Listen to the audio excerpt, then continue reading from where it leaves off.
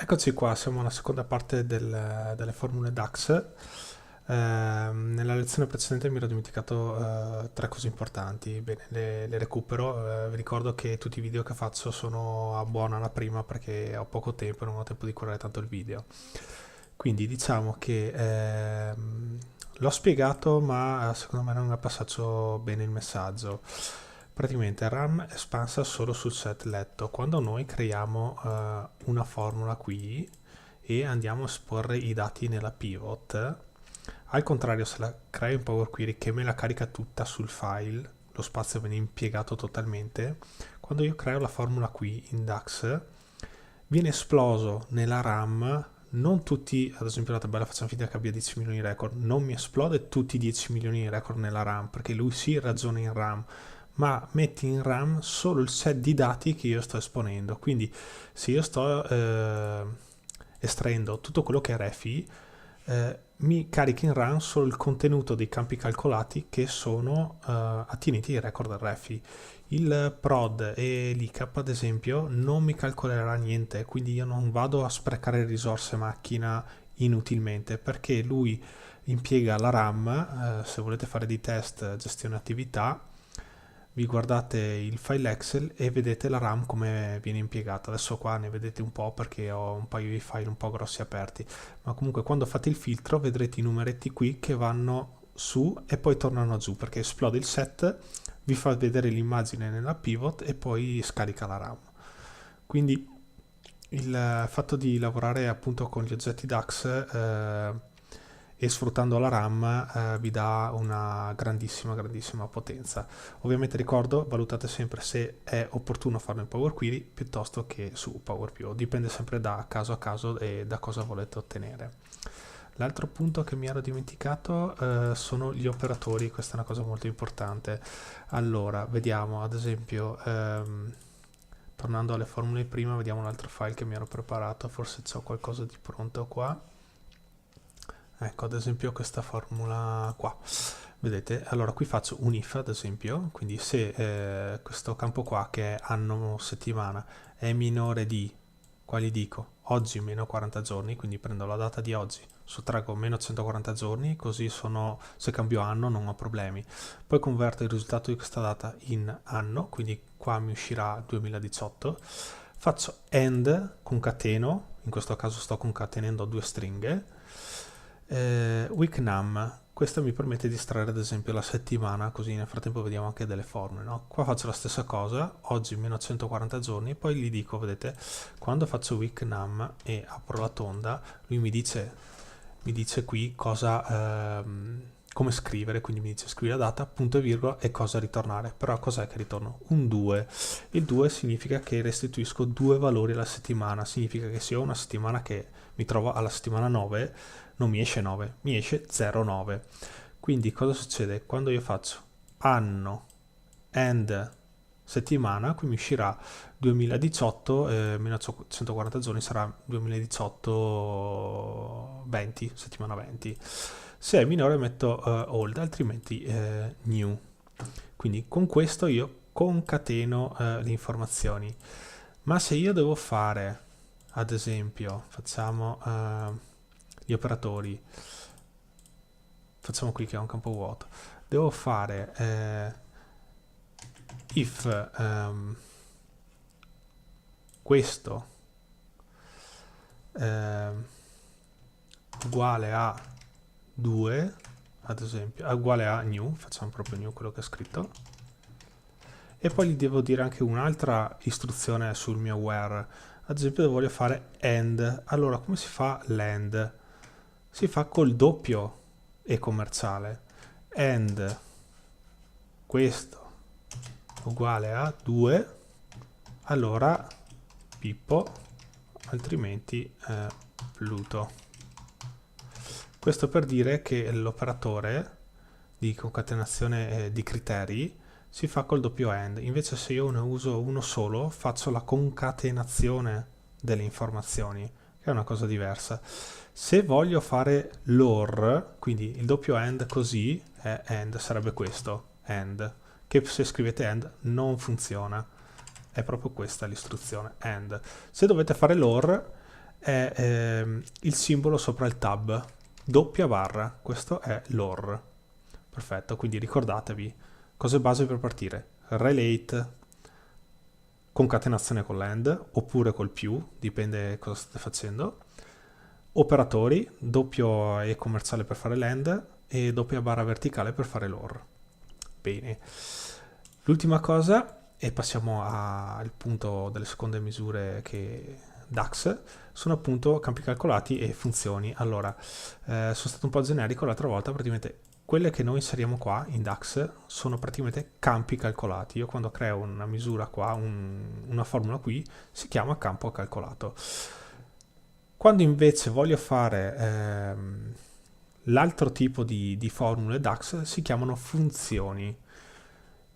In effetti, se noi guardiamo il modello diagramma, qui su questa tabella, io qua le ho riepilogate tutte in una tabella a sé stante per comodità, vedete che compare fx. Questo fx sta per funzioni. Queste formule qua praticamente funzionano alla stessa maniera di quelle che abbiamo visto finora, solo che trattano numeri, come dicevamo nella lezione precedente. Trattano esclusivamente numeri perché è una funzione, quindi voi scrivete una righetta di formula e questa formula è virtuale, si calcola sul momento in base a quello che deve fare la formula, il contesto della pivot, eccetera. Però non espone, in questo caso, non espone un risultato nella tabella, la tiene virtuale. Ad esempio io qui ho la tabellina, vedete, ho fatto proprio una tabella a parte e qui sotto, allarghiamo qui, ho creato un campo fake in Power Query, una tabella fake in Power Query giusto per contenerle sotto, vedete, qui ci sono le formule. E questo è il risultato della formula, qui dice 6.925.000. Dice così perché nelle mie pivot non ho filtrato niente, questo è un risultato di questa cosa qua, vedete? Il nome, due punti uguale, e qui c'è la formula che fa quello che deve fare. E quindi le formule si trovano sempre qua sotto. Se non creiamo una tabella come ho fatto io apposita ed eventualmente per come si fa a creare questo tipo di tabella con le misure tutte isolate eccetera, lo vedremo più avanti se vado a fare approfondimenti perché si scende già un po' nel tecnico, voi potete comunque inserirle in una qualsiasi altra tabella per fare delle formule. Quindi ad esempio andate nella vista dati, andate in questa, vediamo se qui ne ho ad esempio qua no, vediamo qui, forse nell'altro. Ecco, qui ad esempio ne ho due, vedete? Allora, qui come si fa? Ci sono due sistemi per fare queste formule. Uno, si entra nel modello dati qui e si va nella parte sotto. Ci si può mettere in qualsiasi punto. Il fatto che io la scriva qua non significa cioè non ha nessun motivo che si lega a questo specifico campo. Se io la sposto di qua funziona sempre alla stessa maniera, vedete, da 0,77 come risultato generico e anche qua da 0,77. Non ha proprio importanza di dove andate a posizionarla, questo è solo proprio un punto dove lui le inserisce giusto per vederle. Questa parte sotto è, vedete, area calcoli qua su, funzioni, vedete, visualizza l'area di calcolo. Se lo tolgo non le vedo più e vedo solo la tabella. Il consiglio che vi do è lavorate senza l'area calcoli, perché l'area calcoli la gestiamo dall'esterno. Dove?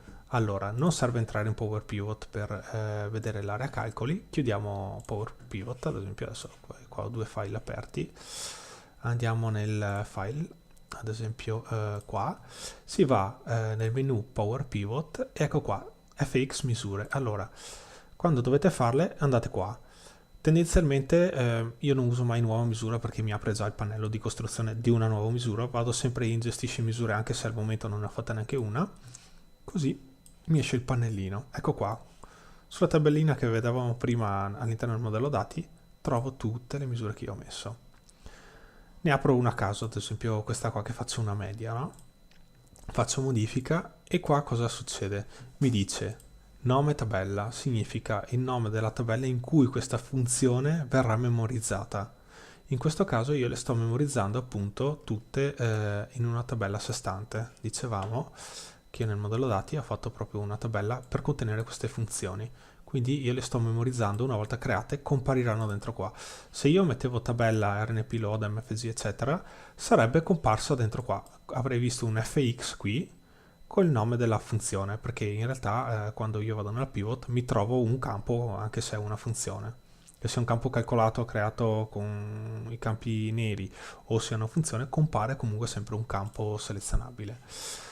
Quindi, tornando a noi misure, facciamo, cosa stavamo guardando, questa modifica, quindi qui scelgo dove posizionare, qui scelgo il nome da dare alla misura, al mio nuovo campo, e se voglio è buon uso anche scrivere una descrizione quando si va a fare una formula complessa. Adesso qui è molto chiaro che sto facendo la media di questo coefficiente, quindi è autoparlanti, insomma. Anche in questo caso, se non sapete come scrivere le formule, fx e vi compaiono tutte, doppio clic, vedete, mi inserisce la formula eventualmente. Prima di dar l'ok date sempre un controlla formula, vedete? Vi dice nessun errore nella formula. Se ci sono errori, ad esempio, non so, facendo il punto virgola, probabilmente adesso mi dà errore, ecco, vi dà errori. Troppi argomenti, perché quando io faccio un punto e virgola cambio argomento, gli do informazioni supplementari. Sulla funzione average sono consentiti al massimo un argomento, io qua gliene sto dando 2, 1 e 2, quindi mi sta dicendo praticamente dove sto sbagliando. Adesso lo tolgo e controlla e funziona. Sulla parte sotto decidete come deve essere esposta l'informazione risultante. Se lasciate generale la espone così come gli viene, ad esempio se esce un numero con 50 decimali vi esporrà all'interno del pivot un numero con 50 decimali. Se io lo voglio già preformattare con dei decimali fissi, ad esempio qui ho messo che deve essere un numero decimale, vedete, potete anche scegliere se far comparire una percentuale, proprio compare già il percento e fa già la formula in automatico in modo che compaia proprio la percentuale. E qui ad esempio ho fatto un decimale con 3 numeri dopo la virgola, quindi quando io esporrò il campo nella pivot mi compare già formattato così senza fare niente all'interno della pivot e nelle proprietà dei campi della pivot. Se voglio aggiungere il separatore in migliaia clicco anche qua e do l'ok. Se voglio usare la valuta scelgo qua, se questa è una data, perché potete fare anche delle date con queste formule, scegliete il formato risultante, piuttosto se deve essere un valore vero o falso. Tendenzialmente, almeno io lavoro sempre con i numeri. Ok, quindi quando avete finito fate l'ok, adesso faccio nulla perché esiste già, e comparirà la formuletta qua, e qua le vedete tutte quante praticamente. Se una volta che le avete create potete anche richiamare, ad esempio, vedete, cover days, qui ho fatto una formula, questa qui cosa fa ad esempio? Ad esempio, vi segno una formula ormai. Uso il tasto Alt per andare a capo. Allora, il divide non è altro che campo A diviso campo B. Qua in DAX io posso farla con lo slash, però non è ottimale, perché magari se la divisione non è possibile vi comparirebbe errore. Invece la funzione divide, fate divide campo A, punto e virgola, campo B. Poi cosa fate? Gli date, boh, se va in errore metti 0. Quindi facendola così, adesso vabbè, dà errore perché ovviamente non ha senso per lui scritta così la formula. Facendo così lui fa questo campo diviso questo campo. Se per qualche motivo la formula fallisce, lui forza un valore che è a 0, e anche questa è una bella cosa, quindi attenti sempre a come fate le formule, ce ne sono di veramente potenti. Quindi non faccio altro che fare la divisione sulla somma di un valore, questo è un calendario, la divido, faccio un distinct count di queste risorse qua e mi esce un risultato che mi dà praticamente i giorni di copertura di quello che sto guardando. Qui ho fatto questa formula e in quest'altra formula, che anche essa è una funzione, io sto richiamando, praticamente prendo questa misura qua, requirement, che è questa, e la divido per questa. Quindi nelle funzioni posso richiamare altre funzioni e andare a cascata quanto io voglio. E basta, direi che è tutto. Queste sono le funzioni più potenti che ci sono in Power BI. Tendenzialmente quelle in eretto, ricordo, si cerca di crearle in Power Query. Se per qualche motivo vi è la necessità che in Power Query o non riuscite a farlo oppure è meglio farlo lavorare in RAM, la fate qui. Di solito sono poche quelle che generate qua. Invece quelle che create qua sotto, le misure, tendenzialmente sono quelle proprio più potenti e più performanti, che vi permettono di fare calcoli che in Power Query non potete fare, perché i calcoli risultanti da qua non possono essere contenuti in tabella, non possono essere contenuti qua le misure, perché appunto il risultato, il totale di quella funzione cambia a seconda di cosa io vado a filtrare. Magari filtro il contenuto della tabella A e io voglio la misura della tabella B che cambi contesto. Probabilmente fate un po' fatica a seguirmi in questo punto perché è un po' complicato. Più avanti spero di aver tempo di ritornarci sopra e facciamo degli esempi più pratici e scendiamo nel dettaglio con delle formule e vediamo anche i suoi risultati. Ad ogni modo, quando fate una pivot, ad esempio inserisci pivot, uso il modello di dati, la faccio in un nuovo foglio ad esempio, ecco che qui mi compare il modello dati, che è questo. Qui business mount, ho fatto tasto destro e l'ho nascosto, vedete? Destro, posso nasconderlo in modo che l'utente non lo veda, anche le colonne le posso nascondere, così l'utente non lo vede quando crea, perché io ho creato un universo praticamente qua. Vedete, tutte le misure le ho aggregate qua e qua ci sono praticamente delle anagrafiche di calendario e qua ci sono i fatti, quindi l'utente può giocare nell'universo che io sono andato a creare. Quindi le funzioni, vedete, se io lo trascino qua, come vi dicevo, non funzionano, funzionano solo qua. Eccolo là. Se io tiro giù un calendario, adesso non mi ricordo come funziona questo report, ma comunque vedete, queste vanno dappertutto. Ecco qua, vedete? E la formula cambia. Posso tirare giù il brand, ad esempio, io ho tirato giù perché la prima mi fa tutti i ragionamenti sui calendari, sulle ore, giorni di apertura, eccetera. La seconda ha i fatti e alcune informazioni anagrafiche. Tiro giù il brand, ecco che mi spacca il calendario con le informazioni anagrafiche scusate, con i fatti, mi spacca le linee e mi dice il risultato per linea. E la formula, la funzione cambia a seconda di cosa vado a fare. Bene, con le funzioni DAX direi che ci fermiamo qua. Il sito me lo sono scordato, allora funzioni DAX Microsoft, ve lo riporto subito. Ecco, è sempre MSDN.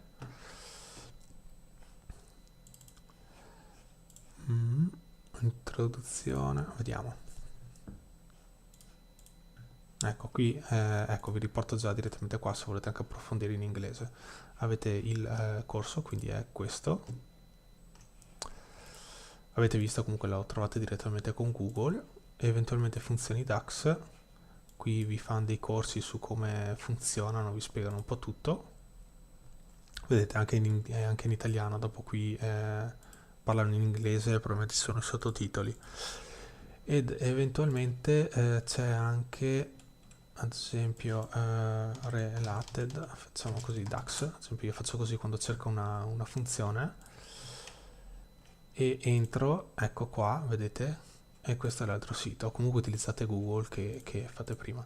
E qui mi dice appunto relate e mi spiega cosa fa questa formula, mi fa vedere degli esempi, e ad esempio portano una tabella, fa vedere cosa compare, eccetera, poi dà altri suggerimenti sotto. E sul pannello di sinistra trovate le altre formule, calculate, ad esempio anche questa è molto utilizzata e spiega un po' come funziona. Qui trovate tutto nel dettaglio rispetto alla descrizione stringata che c'è all'interno di Power Pivot.